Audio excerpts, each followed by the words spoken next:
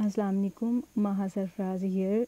आज की वीडियो में हम कुछ ऐसे एमसीक्यूज़ डिस्कस करेंगे जो ना सिर्फ एग्रेरियंस के लिए इम्पॉर्टेंट हैं बल्कि उन सब स्टूडेंट्स के लिए इम्पॉर्टेंट हैं जो डिफरेंट टेस्टिंग एजेंसीज़ के जनरल पेपर्स की तैयारी कर रहे हैं। इस वीडियो में काफ़ी क्वेश्चंस ऐसे हैं जो जनरल पेपर्स के साइंस पोर्शन में पूछे जाते हैं। ठीक हो गया। वन है cell is bounded by a membrane is called. इसका करेक्ट आंसर है ए, प्लाज्मा मेम्ब्रेन। आप सबको पता है बायोस्फीयर के अंदर पाए जाने वाले living organism basic unit cell होता है। ठीक है, सेल के इर्द गिर्द एक मेम्ब्रेन पाई जाती है जो सेल के इनर एनवायरनमेंट को आउटर एनवायरनमेंट से अलहदा करती है। उस मेम्ब्रेन को हम कहते हैं प्लाज्मा मेम्ब्रेन।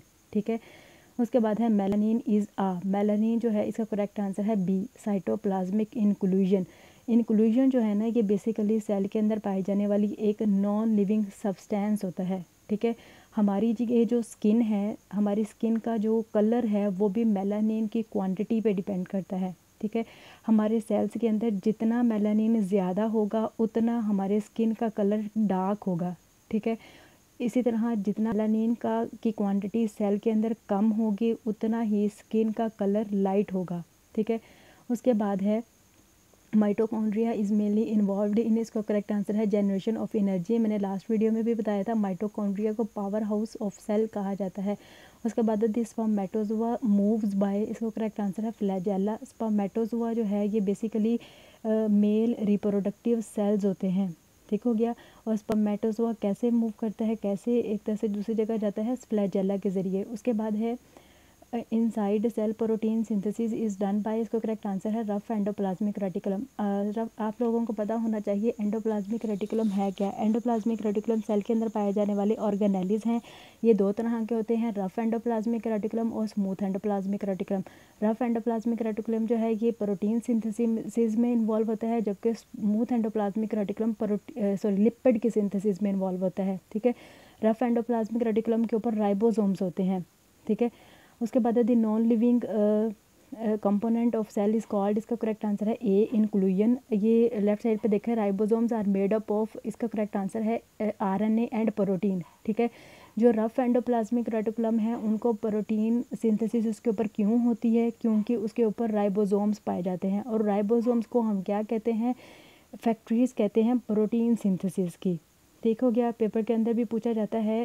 राइबोसोम्स जो हैं ये दो चीज़ों से मिलकर बने होते हैं, आरएनए एंड प्रोटीन। ये आप लोगों ने याद रखना है। वो अक्सर इन दोनों को इस तरह से दे देते हैं, आरएनए ए और बी दे देते हैं प्रोटीन, फिर पूछ लेते हैं बोथ ए एंड बी।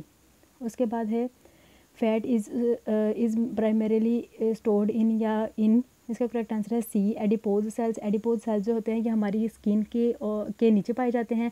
इसके अलावा हमारे बॉडी के अंदर जो डिफरेंट ऑर्गन्स हैं उनके इर्द गिर्द पाए जाते हैं। ठीक है, उसके बाद है where does oxidative phosphorylation occur in the eukaryotic cells. इसका करेक्ट आंसर है इनर माइटोकॉन्ड्रियल मेम्ब्रेन। ये राइट साइड पे देखिए, एक सेल के बाद सेल के बाहर एक माइटोकॉन्ड्रिया पड़ा हुआ है, उसकी दो मेम्ब्रेन है, इनर मेम्ब्रेन और आउटर मेम्ब्रेन। इनर मेम्ब्रेन के अंदर ऑक्सीडेटिव फास्फोराइलेशन का प्रोसेस होता है और ऑक्सीडेटिव फास्फोराइलेशन के नतीजे में एनर्जी प्रोड्यूस होती है। ठीक हो गया। तो ये राइट साइड पे देखिए एक किडनी पड़ी हुई है, किडनी के ऊपर एड्रीनल ग्लैंड है। अक्सर पेपर के अंदर पूछा जाता है एड्रीनल ग्लैंड कहाँ पर पाया जाता है, तो आप लोगों को पता होना चाहिए किडनीज़ के ऊपर। और किडनी का यूनिट क्या है, नेफ्रॉन। ठीक है, एडिपोज सेल्स कहाँ पर एड्रीनल ग्लैंड कहाँ पर पाया जाता है, किडनीज़ के ऊपर। ठीक है, और ग्लैंड क्या होता है, ये डिफरेंट हार्मोन्स को रिलीज़ करता है और हार्मोन्स सेल्स की डिफरेंट एक्टिविटीज़ को कंट्रोल कर रहे होते हैं। ठीक हो गया। आप लोगों ने याद रखना है एड्रीनल ग्लैंड जो है वो किडनीज़ के ऊपर पाया जाता है। उसके बाद है vitamin E is also called tocopherol. Liver is store house of vitamin A. Left side पे देखें, only vitamin that can't be stored in human body is vitamin C. Vitamin A is generally found in green vegetables. उसके बाद है vitamin D is आ। इसका correct answer है A, fat soluble vitamin. Last video में मैंने आप लोगों को बताया था फैट सोल्यूबल विटामिन को आप लोगों ने एडिक के नाम से याद करना है, यानी कि vitamin A, vitamin D, vitamin E and vitamin के। और विटामिन के जो है ये ब्लड क्लोटिंग में इन्वॉल्व होता है और विटामिन डी को हम कैल्सीफिरोल भी कहते हैं। ठीक है, नेक्स्ट जो एमसीक्यूज़ हैं वो देखें। Urea toxicity is also called. इसका करेक्ट आंसर है NH3 टॉक्सिसिटी। ठीक हो गया, ये भी अक्सर पेपर के अंदर क्वेश्चन पूछा जाता है। उसके बाद है transport of nutrient from gut to blood is called, इसका करेक्ट आंसर है ए, अब्जॉर्प्शन। ठीक है, उसके बाद है अ कंपाउंड और a chemical substance which is essential for maintenance of body and has a specific role in nourishment is called, इसका correct answer है सी, यानी कि न्यूट्रिएंट। ठीक हो गया, ये अक्सर पेपर के अंदर ये वाला क्वेश्चन पूछा जाता है, आप लोगों ने याद रखना है, इसे हम क्या कहते हैं, न्यूट्रिएंट। ठीक है, उसके बाद है इसके बाद है नेचुरली अकरिंग एंटीऑक्सीडेंट विटामिन, इसका करेक्ट आंसर है विटामिन ई। ठीक है, उसके बाद है the secretion from mammary gland of cow just before and after the cow is born, इसका करेक्ट आंसर है क्लोस्ट्रम। ये भी अक्सर पेपर के अंदर पूछा जाता है कि इसको क्या कहते हैं, क्लोस्ट्रम। ठीक हो गया, उसके बाद है organisms that thrive in elevated carbon dioxide are called, इसका करेक्ट आंसर है कैप्रोफाइल्स। ठीक है, डी। उसके बाद है protective mechanism used by bacteria to survive even host में बी, इसका करेक्ट आंसर है ए, कैप्सूल। कैप्सूल जो है ये बैक्टीरिया के इर्द गिर्द पाया जाता है और बैक्टीरिया जो है इसको जो होस्ट सेल्स होते हैं या होस्ट होता है उसके लिए, उसके अंदर खुद को बचाने के लिए, अपने आप को सर्वाइव करने के लिए यूज़ करता है। उसके बाद है the mitotic spindle fibres attach to chromosomes via special structure termed as, इसका करेक्ट आंसर है सी, काइनेटोकोर्स।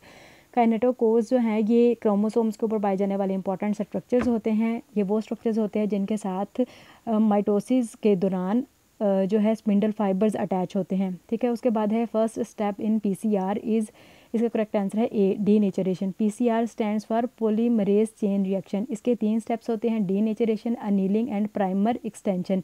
आज के लिए इतना ही था। आप लोगों की कोई सजेशन हो तो कमेंट बॉक्स में बता सकते हैं। Thank you so much. अल्लाह हाफिज़।